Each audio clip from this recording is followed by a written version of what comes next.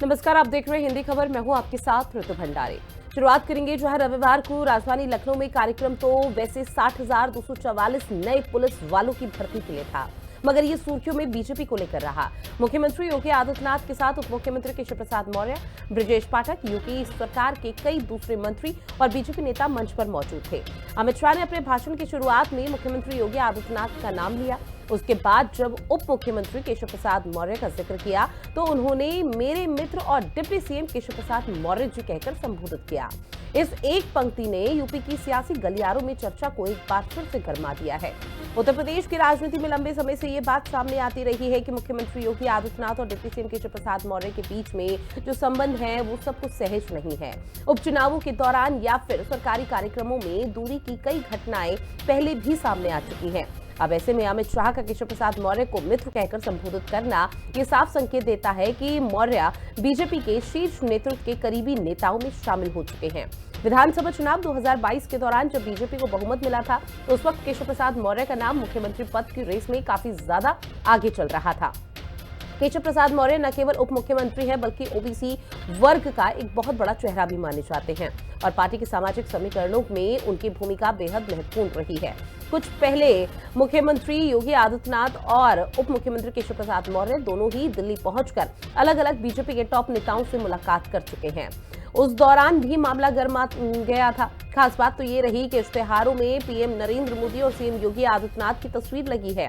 इसमें मुख्य अतिथि के तौर पर अमित शाह की तस्वीर नहीं लगाई गई, केवल नाम लिखा गया। अखिलेश यादव ने इस पर ट्वीट कर हमला बोला। उन्होंने लिखा कि इन्होंने इश्तेहार में न लगाया उनका चित्र, उन्होंने किसी और को कह दिया मित्र। अखिलेश यादव ने ट्वीट से ये जाहिर करने की कोशिश की केशव प्रसाद मौर्य और योगी आदित्यनाथ के बीच में टकराव की स्थिति है। अमित शाह की भी इश्तेहार में तस्वीर नदारद होना राजनीति से प्रेरित लग रहा है।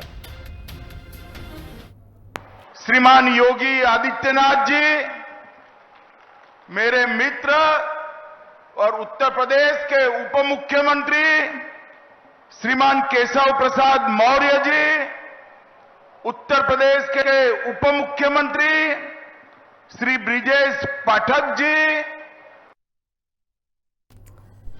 अब इस पूरे मामले को लेकर सियासत जोरों पर है तो निश्चित तौर पर सवाल उठने भी लाजमी है। सवाल ये उठ जाता है कि पोस्टर से अमित शाह की तस्वीर आखिर नदारद क्यों रही, यानी कि गायब क्यों रही।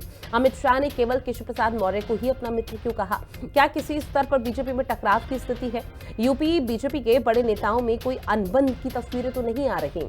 सवाल ये भी उठ जाता है कि अखिलेश यादव का इश्तेहार और मित्र पर क्या ट्वीट है। जो ट्वीट किया गया उसके बाद फिर लगातार सियासत गर्मा गई है। उत्तर प्रदेश की राजनीति में एक बार फिर से भूचाल आ चुका है कि 2027 में यहां विधानसभा चुनाव होने हैं और 2027 के विधानसभा चुनाव से पहले बीजेपी के कई दिग्गज नेताओं के बीच में अंतर्कलह की स्थिति सामने आ रही है। तो उसके बाद सवाल कई उठ रहे हैं और उन सवालों के जवाब भी हम जानेंगे। सवाल ये भी उठ जाता है कि पोस्टर से अमित शाह की तस्वीर आखिर गायब क्यों रही, क्योंकि अगर उस पोस्टर को आप देखेंगे तो पोस्टर में एक तरफ योगी आदित्यनाथ की फोटो चस्पा की गई है तो दूसरी तरफ प्रधानमंत्री नरेंद्र मोदी की फोटो लगाई गई है, जबकि मुख्य अतिथि के तौर पर केंद्रीय गृह अमित शाह को कल राजधानी लखनऊ पहुंचना था।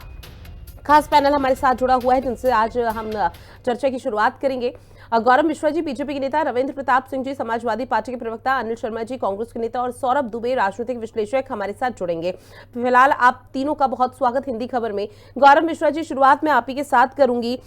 डिप्टी सीएम केशव प्रसाद मौर्य को मेरे मित्र कहकर संबोधित करना क्या बीजेपी पर इतना भारी पड़ गया कि इस पूरे मसले को लेकर अब सियासत हो रही है? सर, मुझे लगता है कि कम से कम बीजेपी के किसी कार्यकर्ता के ऊपर इस तरह की बातों का कोई प्रभाव नहीं पड़ता है। व्यक्ति कोई किसी को किसी भी नाम से संबोधित कर सकता है।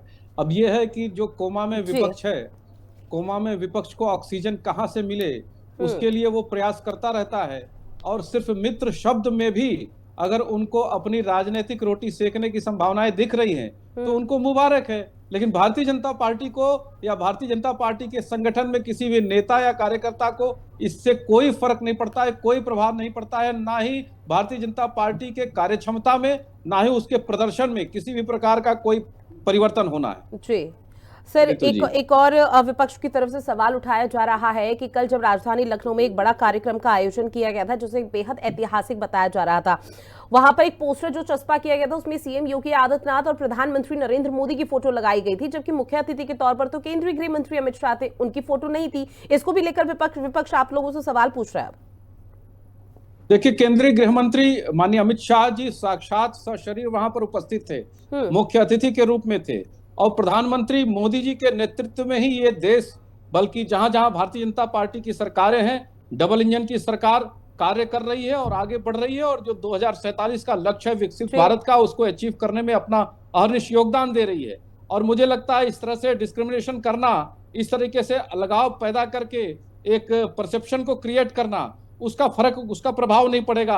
अल्टीमेटली हमारी सरकार परफॉर्म क्या कर रही है, रिजल्ट क्या दे रही है, वो ज्यादा मायने है। 60,244 आरक्षियों को नियुक्ति पत्र प्रदान करना माननीय अमित शाह जी के द्वारा, ये अपने आप में ज्यादा महत्वपूर्ण है। महत्वपूर्ण नहीं ये है कि पोस्टर पे किसका नाम लिखा है, और किसका फोटो छपा है, कौन क्या किसको कह रहा है। ठीक है, रविंद्र प्रताप सिंह जी, आपके पास आते हुए, क्योंकि अखिलेश यादव की तरफ से कहा गया कि इन्होंने इश्तिहार में ना लगाया उनका चित्र, उन्होंने किसी और को कह दिया मित्र। अब इसको लेकर सर कई तरह के जो सियासी रिएक्शन है वो सामने आ रहे हैं, लेकिन बीजेपी की तरफ से ये क्लियर किया जा रहा है कि जो विपक्ष सोच रहा है कि अंदरूनी कलह है बीजेपी के अंदर, फिलहाल तो वो नहीं है। रितु जी, ये पुरानी परंपरा है भारतीय जनसंघ और भारतीय जनता पार्टी। इसका शिकार सबसे पहले प्रोफेसर बलराज माधव हुए थे, जब वाजपेयी जी से उनकी नहीं पड़ती थी। कालांतर में बहुत लोग हुए, कुछ प्रमुख नाम बता देता हूँ। नानाजी देशमुख जी हुए, गोविंदाचार्य जी हुए, उमा भारती जी हुई, कल्याण सिंह जी हुए, मुरली मनोहर जोशी जी हुए, आदरणीय आडवाणी जी हुए। ये सब लोग इसी प्रकार कलह का शिकार हो चुके हैं। रही बात अमित शाह जी की, योगी जी की आपसी अंतर्द्वंद बहुत पुराना है, जब से मुख्यमंत्री बने हैं जी।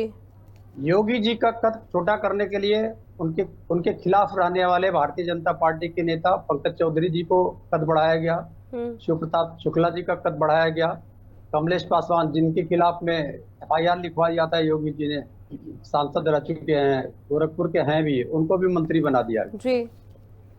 दूसरी बात आती है, जब सरकार बनी तो अवनीश अवस्थी जी को मुख्य सचिव बनाना चाहते थे योगी जी, नहीं बनने दिया गया, लेकिन एक मुख्य सचिव की तरह उनसे काम लिया गया। कभी भी उनको पूर्णकालिक DGP नहीं दिया गया। और जो 3 वर्तमान में उनके नजदीकी के अफसर थे, शिशिर सिंह, मृत्युंजय सिंह और अभिषेक सिंह, इन तीनों को हटा दिया गया तमाम आरोप लगा के, क्योंकि अमित शाह जी की कंपनी को किसी ने ठेका नहीं दिया, किसी ने उन कंपनियों को पर्चा का जिम्मेदारी नहीं दिया। ये अंतर्द्वंद है और चलता रहेगा, और ये भारतीय जनता पार्टी की परंपरा है। ठीक है, तो इससे तो सर समाजवादी पार्टी को फिर एक बहुत बड़ा फायदा मिलेगा अगर अंतरकलह की स्थिति बीजेपी के खेमे में है। लगातार मिल रहा है रितु जी, अगर आप देखेंगे 17 के बाद से लगातार मिल रहा है। ये 74 से घट के 33 पे आए हैं, ठीक है, 312 सीट से घट के 255 पे आए। ठीक है, अनिल शर्मा जी, आपके पास आते हुए कांग्रेस पार्टी के इस पूरे मामले पर क्या सोचना? रितु जी, बिना चिंगारी के धुआं नहीं उठा करता।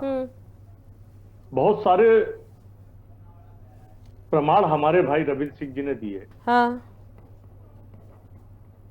योगी आदित्यनाथ जी और अमित शाह जी के बीच में जो दरार है वो पहले भी खुलकर सामने आई है, और अब योगी आदित्यनाथ जी ने उनको केवल मुख्य अतिथि जरूर बनाया, लेकिन भौना साबित करने के लिए उसकी तस्वीर पर उनका चित्र ना लगाना इस बात को प्रमाणित करता। अभी हमारे प्रवक्ता महोदय कह रहे थे बीजेपी के, गृह मंत्री सशरीर उपस्थित थे तो उनके फोटो की आवश्यकता नहीं।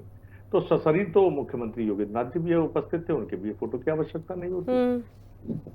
तो कम से कम इन बातों का ख्याल रखना चाहिए। ससम्मान, भाई आपने किसी को एज ए चीफ गेस्ट बुलाया है तो उनका फोटो होने से केवल नाम से नहीं काम चलता है। दूसरी बात,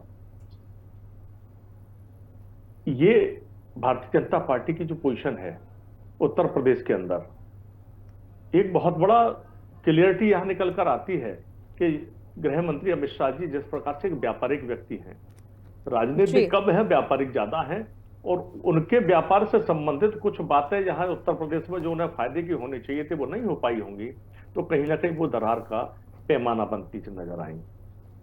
और केशव प्रसाद मौर्य जी को जो मित्र कहा जाता है, कई बार ये कयास लगाए गए हैं, कई बार ये स्पष्ट भी हुआ है कि केशव प्रसाद मौर्य को, जो सही मायने में जहां तक मैं समझता हूं केशव प्रसाद मौर्य जी का इतना बड़ा कद नहीं है जितना उन्हें महत्व अमित शाह जी के द्वारा दिया गया। अमित शाह जी की नजदीकियां होने की वजह से केशव प्रसाद मौर्य जी को वहां मान सम्मान अलग दिया गया, जो स्पष्ट ये बाण, शब्द बाण होते हैं और शब्द बाण से सारे खेल हो जाते हैं। किसी को अगर हल्का सा कटाक्ष करना हो तो वहां बड़े प्यार से कह दी जाती है, अरे भाई ठीक है देख लेंगे। तो इसी प्रकार से होता है कि हमारे प्रिय मित्र केशव प्रसाद मौर्य जी, मुख्यमंत्री योगी आदित्यनाथ जी, तो प्रिय मित्र कह देना यह स्पष्ट करता है कि कहीं ना कहीं किसका कद बढ़ाना है, किसका कद घटाना है, ये व्यापारिक तौर पर अमित शाह जी ने राजनीतिक रूप में स्पष्ट कर दिया है। ठीक है। कुल मिलाकर उत्तर प्रदेश के अंदर ही नहीं, कहीं भी देख लीजिए, भारतीय जनता पार्टी का कद हर जगह घटता नजर आ रहा है। और रही बात आरएसएस की, आरएसएस के बाद जनसंघ इनका बना, जनसंघ आज भी है, लेकिन भारतीय जनता पार्टी के नेताओं से अगर पूछा जाए तो जनसंघ क्यों बना, क्योंकि इनको ये शायद पता नहीं होगा। यही इसी प्रकार की दरार हुआ करती थी जब मोरारजी देसाई जी को किनारे किया गया, 79 में सरकार गिरी। उसके बाद सन 80 में भारतीय जनता पार्टी का गठन हुआ, जनता पार्टी खत्म करके भारतीय जनता पार्टी का गठन हुआ, जिस पर संवैधानिक व्यवस्था से जो बायलॉज था उसमें गांधीवाद और समाजवाद था। प्रोफेसर बलराज माधव को भी किनारे किया गया, उन्होंने देखा कि हिंदूवाद खत्म, तो उन्होंने भारतीय जनसंघ को दोबारा रजिस्टर्ड कराया। शायद भाजपा के नेता को ये बहुत सारा इतिहास चला आ रहा है इनके अंदर। ठीक है सर। आजादी से लेकर पहले से भी और अब तक ये बराबर चलता चला है। इनके अंतरकल है, दिखाते कुछ और है, होता कुछ और है। ठीक है, फिलहाल विपक्ष का ये सोचना है कि भाई अंतरकलह की स्थिति बीजेपी के खेमे में है। दो धड़ों में फिलहाल सरकार बटी हुई है, डिप्टी सीएम केशव प्रसाद मौर्य का धड़ है तो दूसरा योगी आदित्यनाथ का। सौरभ दुबे जी भी हमारे साथ जुड़े हुए हैं, राजनीतिक विश्लेषक है। सर बहुत स्वागत करती हूँ आपका हिंदी खबर में। चूंकि सर आप दोनों को ही सुन रहे थे, विपक्षी पार्टियों के, कांग्रेस और समाजवादी पार्टी दोनों का फिलहाल ये कहना कि बिना चिंगारी के धुआं तो नहीं उठता। अब ऐसे में सर मैं आपसे समझने की कोशिश करूंगी, महज डिप्टी सीएम केशव प्रसाद मौर्य को मित्र कहकर संबोधित कर देना क्या इतना भारी हो जाएगा कि उत्तर प्रदेश में एक अलग सियासत और अंतरकलह की स्थिति देखने को मिल सकती है? देखिए रितु जी, मुझे लगता है कि ना तो वो चिंगारी है, ना ही वहां पर धुआं निकलता हुआ दिखाई दे रहा है, क्योंकि लगातार हमने देखा है कि विपक्ष जो है वो केशव प्रसाद मौर्य जी हों और योगी आदित्यनाथ, उनके संबंधों को लेकर के कहीं ना कहीं वो खींचतान की बात करता रहता है। देखिए मुझे ये बात समझ में नहीं आती, समाजवादी पार्टी के लोग अगर अमित शाह जी एक पीडीए की बात कर रहे हैं, अगर पिछड़े को जो है मित्र बुला रहे हैं, तो क्या आपत्ति है भाई? देखिए आदरणीय केशव प्रसाद मौर्य जो वहाँ के उप मुख्यमंत्री हैं, बड़े ओहदे पर, बड़े पदों पर पहले भी रह चुके हैं, प्रदेश अध्यक्ष के रूप में संगठन का बहुत बड़ा कार्य देख चुके हैं, 2 बार से उप मुख्यमंत्री हैं। तो अगर अमित शाह जी किसी पीडीए समाज के व्यक्ति को, इतने जो मजबूत संगठन में काम करने वाले भाजपा के व्यक्ति हैं, उनको मित्र कह रहे हैं, तो इसमें क्या आपत्ति होनी चाहिए भाई? समाजवादी पार्टी तो पीडीए की बात करती है।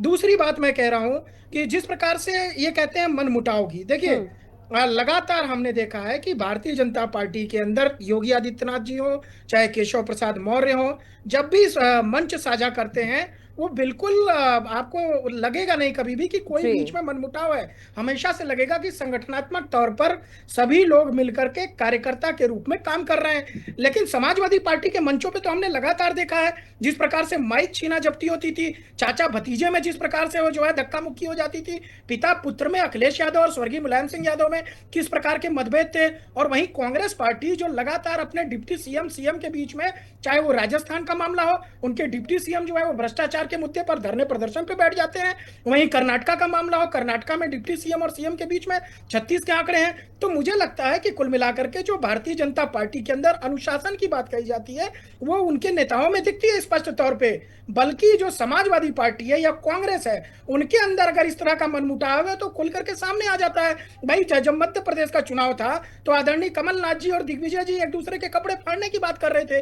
क्या कभी भी आदरणीय केशव प्रसाद मौर्य हो या माननीय मुख्यमंत्री हो, हमने कभी भी एक दूसरे के खिलाफ बयानबाजी सुनी है क्या? नहीं सुनी है। लेकिन मैं बार बार ये कह रहा हूं कि जब सरकारी कार्यक्रम होता है, सरकारी प्रोटोकॉल होता है, तो केंद्र से जो मंत्री आते हैं उनकी फोटो लगती है, जो मुख्यमंत्री होते हैं उनकी फोटो लगती है, डिप्टी सीएम की फोटो नहीं लगती है। वो एक प्रोटोकॉल के तहत आता है। लेकिन विपक्ष अगर मुद्दा बनाना चाहता है, चूंकि चुनाव नजदीक आ रहे हैं, तो वो चाहता है कि कहीं ना कहीं भारतीय जनता पार्टी में फूट हो, तो उसको इसका अवसर वो अपना तलाश रहा है, इसमें कोई दिक्कत नहीं है। लेकिन इस बात को विपक्ष को समझना पड़ेगा कि जो पीडीए की बात आप कर रहे हैं वही केशव प्रसाद मौर्य जिनको अमित शाह जी ने मित्र बुलाया है, अगर पीडीए समाज को सम्मान मिला है तो उस पर अगर प्रश्न चिन्ह समाजवादी पार्टी के लोग खड़ा करते हैं या कांग्रेस पार्टी जो पिछड़ों और दलितों के ऊपर जो है अगर प्रश्न चिन्ह खड़ा करते हैं तो आगे चुनाव में जनता भी आपके ऊपर प्रश्न चिन्ह खड़ा करेगी। इसलिए बिना बात के जो है वो तुल देने का प्रयास कांग्रेस और समाजवादी पार्टी। सबसे पहले तो ये स्पष्ट कर रहे हैं कि ये भाजपा के प्रवक्ता हैं या विश्लेषक हैं? नहीं, अब इसमें भाजपा के प्रवक्ता वाली क्या बात हो गई भाई? मैं पीडीए की बात कर रहा हूं, कह रहा हूं समाजवादी पार्टी तो पीडीए की बात करती है। नहीं, आपने अभी कहा बात करते हैं तो बात ही करेंगे, सम्मान भी करेंगे। केंद्र से केशव प्रसाद मौर्य पीडीए समाज से आते हैं या नहीं आते हैं? क्या केशव प्रसाद मौर्य को मित्र कह देना कोई गुनाह है क्या? क्या उनको मित्र कह देने से योगी आदित्यनाथ के बीच में संबंधों से मुद्दा नहीं है, गलत बात ना करें। किस प्रकार का आकलन है? किस प्रकार का आकलन है आप बताइए? अगर केशव प्रसाद मौर्य पिछड़े समाज से आते हैं और बड़े नेता हैं भारतीय जनता पार्टी के उत्तर प्रदेश में, सांसद के तौर पर चुने गए हैं, विधायक के तौर पर चुने गए, प्रदेश अध्यक्ष रह चुके हैं, मुख्यमंत्री के रूप में कार्यकाल, क्या समस्या है भाई? मैं कह रहा हूं अनिल जी, अगर इतनी समस्या थी तो राजस्थान में आपके उप मुख्यमंत्री भ्रष्टाचार का आंदोलन मुख्यमंत्री के खिलाफ क्यों कर रहे थे? उन्होंने अपने पद से क्यों त्याग दिया? वो आपको नहीं दिखाई दी पार्टी के अंदर? ठीक है सर, आने वाले समय में देखिए विधानसभा चुनाव भी होने हैं। विधानसभा चुनाव से पहले अगर राजनीति गरमा रही है तो निश्चित तौर पर एक एजेंडा यहाँ पर हर राजनीतिक पार्टी की तरफ से सेट किया जा रहा होगा। ऐसे में गौरव मिश्रा जी, मैं आपके पास आते हुए, चूंकि देखिए सौरभ दुबे जी की तरफ से भी जिक्र किया गया कि बीजेपी हमेशा में देखने को मिला है कि बीजेपी कैडर बेस्ड पार्टी है और कैडर बेस्ड पार्टी की वजह से बीजेपी के अगर अंदरूनी कलह कोई है तो वो बाहर नहीं आ पाती, लेकिन बाकी पार्टियों की देखने को मिल पाई है। क्या मात्र एक यही वजह, क्योंकि विपक्ष तो ये बात भी कह रहा है कि अभी हाल फिलहाल में कुछ समय पहले देखा था कि यूपी के मुख्यमंत्री योगी आदित्यनाथ पहले दिल्ली जाते हैं, फिर डिप्टी सीएम केशव प्रसाद मौर्य भी जाते हैं, और उन दोनों की जो टाइमिंग थी उसको लेकर सवाल उठाए जा रहे थे कि अंतर कलह की स्थिति है, चाहे कोई माने या ना माने। ऋतु जी, देखिए भारतीय जनता पार्टी पूरी तरह से लोकतांत्रिक मर्यादाओं का पालन करने वाली पार्टी है। किसी पर्टिकुलर परिवार की पार्टी नहीं है ये, किसी जाति विशेष की पार्टी नहीं है ये, किसी घराने की पार्टी नहीं है। इसलिए एक कार्यकर्ता भी किसी भी फोरम पर अपनी बात रखता है और अगर विचारों का मतभेद है तो उसमें विमर्श आवश्यक है, और वो विमर्श होता है, एक बार नहीं कई बार होता है। जिसकी पार्टी 100 बार टूट चुकी हो, कांग्रेस पार्टी अगर राज्य और केंद्र स्तर पर अगर देख लें तो कांग्रेस आई, कांग्रेस वाई, कांग्रेस माई, न जाने कितनी बार टूटी है, विखंडन हुआ है और निजी स्वार्थों में हुआ है। कोई वैचारिकी के कारण नहीं हुआ है, किसी आइडियोलॉजिकल डिफरेंस के कारण नहीं हुआ है। समाजवादी पार्टी में पुत्र ने पिता का सार्वजनिक अपमान किया है, किसी आइडियोलॉजी के कारण नहीं किया है, वो निजी स्वार्थ में किया है। तो जो जिनके खुद के घर शीशे के हैं वो पत्थर उछाल रहे हैं भारतीय जनता पार्टी के ऊपर। भारतीय जनता पार्टी समुद्र जैसा विराट व्यक्तित्व है और संस्कार और अनुशासन से बंधी हुई अनिल शर्मा जी रुक जाइए सर, बीच में इंटरप्ट मत कीजिए सर। अनिल शर्मा जी आवाज पहुंच रही है, और भी तो पैनलिस्ट जुड़े हुए हैं सर, वो भी अपनी अपनी बारी का इंतजार कर रहे हैं। की योजनाओं को लेकर जनता के बीच में जाते हैं, उसमें किसी प्रकार का कोई मनभेद नहीं होता है। मतभेद हो सकता है, मनभेद की स्थिति हमारे यहाँ नहीं होती। आपने राशन लिया, आपको वोट देना पड़ेगा बीजेपी को। आपने आवास लिया, आपको बीजेपी को वोट देना। अरे आपने क्यों नहीं दे दिया? 65 साल कर क्या रहे थे आप? 65 साल पैसा लेकर के विदेश में भेज रहे थे, पाकिस्तान को फीडिंग कर रहे थे, फिलिस्तीन में पैसा भेज रहे थे। आपने क्यों नहीं दे दिया भाई? देश में 4.5 करोड़ लोगों को घर नहीं मिला, आपने क्यों नहीं दे दिया घर? क्यों नहीं 12 करोड़ लोगों को गैस का चूल्हा नहीं मिला? क्यों नहीं दे दिया? 18,000 गांवों में बिजली नहीं पहुंची थी, क्यों नहीं बिजली पहुंचाया? बीजेपी 90,000 किलोमीटर केवल सड़क थी, आज 1,70,000 किलोमीटर सड़क हो गई है देश में, नेशनल हाईवेज हो गए। कहां थे आप? 20,000 किलोमीटर का केवल इलेक्ट्रिफिकेशन हुआ था, आज 70,000 किलोमीटर हो गया। कहां थे आप? आप ही ने शासन किया है, जनता ने आप ही को सिरमौर बनाया था 2014 तक। क्यों नहीं आपने इस सब काम को किया? आज जनता देख रही है, आज क्रेडिबिलिटी देख रही है, डबल इंजन की सरकार की विकास की गति देख रही है। 11वें स्थान से आज 4थे स्थान पर विश्व की सबसे बड़ी अर्थव्यवस्था बनकर उतरा है भारत। माफ कर रहे हैं, जितने विभागों को बेच रहे हैं, बिजली अडानी अंबानी को, रेल अडानी को, हवाई अड्डे तो अडानी को। अरे भाई क्यों बेचना चाहते हो? देश नहीं बेच रहे हैं, कांग्रेस ने देश बेचा था। कांग्रेस ने नोट छापने वाली मशीन बेच दिया था पाकिस्तान को, जेलरों को बेच ठीक है दिया सर, था। फिलहाल मुद्दा यहाँ पर केंद्रीय गृह मंत्री अमित शाह को लेकर डिस्कशन हो रहा है और इसके साथ ही यहाँ पर मित्र भोजन जो संबोधन उन्होंने किया उसको लेकर जिक्र हो रहा है। रविंद्र जी, आपके पास आते हुए, अंदरूनी स्थिति अगर है भी तो क्या इससे किसी भी तरह की कोई सियासत या राजनीति होनी चाहिए, या फिर किसी भी राजनीतिक पार्टी का वोट बैंक घटता या बढ़ता है इस तरह की स्थिति से? निश्चित रूप से ऋतु जी ऐसा होता है। और मैंने बताया भारतीय जनता पार्टी की ये परंपरा रही है और ये परंपरा निचले स्तर तक है, खाली यहीं पर नहीं है। पिछले 3 सालों में आप देखें तो भारतीय जनता पार्टी के कार्यकर्ताओं की जितनी मीटिंग हुई अधिकतर उसमें मारपीट हुई है जी। एक जगह तो ज्यादा गंभीर घटनाएं भी घटित हो गई थी। ये भारतीय जनता पार्टी की परंपरा रहेगी। वो परंपरा इस हाइट तक पहुंच गई है कि अमित शाह जी योगी जी के खास व्यापारी पे छापा डलवा देते हैं ईडी का। बदले में योगी जी अमित शाह जी के एक खास व्यापारी पे गाजियाबाद में छापा डलवा देते हैं।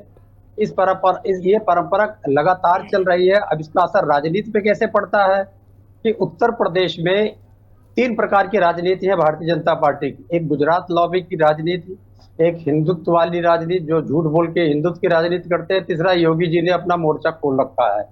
तो ये 3 राजनीति है जिसका परिणाम दिखाई भी पड़ा है लोकसभा में। उससे पीछे जो पंचायत चुनाव हुए थे तो हम 779 सीट लेके आए थे, ये 579 सीट लेके आए थे। तो अभी चुनाव अगले ही साल ही होने जा रहा है, इसका प्रभाव उसमें भी दिख जाएगा। और ये अभी हमारे बोल रहे थे कि हमारे परिवार में बड़ा उपद्रव है। ये पूरे विश्व का एक इतिहास है कि परिवार से एक बच्चे ने बगावत किया और परिवार को मजबूत करके हर व्यक्ति को सम्मानजनक स्थान पे बैठा दिया। हर व्यक्ति, छोटे बच्चे को भी बैठा दिया है। ये किसी भी पौराणिक इतिहास में, किसी भी राजनीतिक इतिहास में, किसी वर्तमान इतिहास में ये एक लैंडमार्क है। इन्होंने क्या किया, आडवाणी जी को ऐसा करके किनारे कर दिया कि आज तक मिलने जाने में भी मुझे लगता है कि योगी आदित्यनाथ जी के जो राजनीतिक गुरु थे आज तक जब से मुख्यमंत्री गए तो उसे मिलने नहीं गए। और आडवाणी जी की हालत मोदी जी ने क्या कर दी है सभी को मालूम है। तो हम लोगों ने, हम परिवारवादी हैं और रहेंगे। इस देश की परंपरा रही, इस पृथ्वी की परंपरा रही है। हम तीसरे पुष्ट, चौथे पुष्ट को बुला के टिकट देते हैं, आप तो तुरंत उस व्यक्ति की राजनीतिक हत्या कर देते हैं। और आप लोग को ही एक दिन हम लोग के पार्टी में आना पड़ेगा जब आप लोगों की राजनीतिक हत्याएं की जाएंगी। तो हम लोग परिवारवादी हैं, परिवारवादी बन के रहेंगे।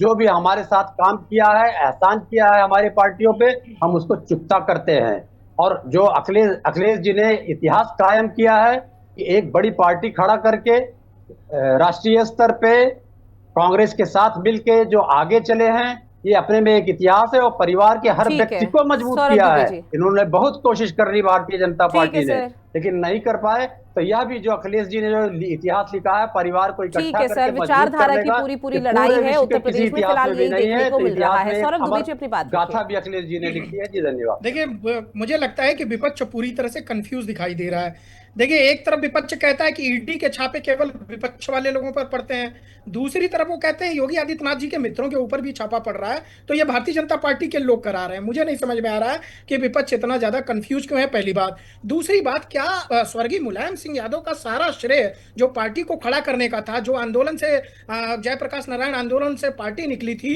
लोहिया जी की जो पार्टी थी, क्या वो अखिलेश यादव जी ने खड़ी की थी या स्वर्गीय मुलायम सिंह यादव जी ने खड़ी की थी? क्योंकि यहाँ पर तो प्रवक्ता सारा श्रेय अखिलेश यादव जी को देने को तैयार हैं। उनके पिताजी से भी वो श्रेय छीनने के लिए तैयार है। कह रहे हैं पूरा पौराणिक तौर पे इतिहास में अभी तक ऐसा नहीं हुआ जैसा अखिलेश यादव जी ने पार्टी खड़ी की है।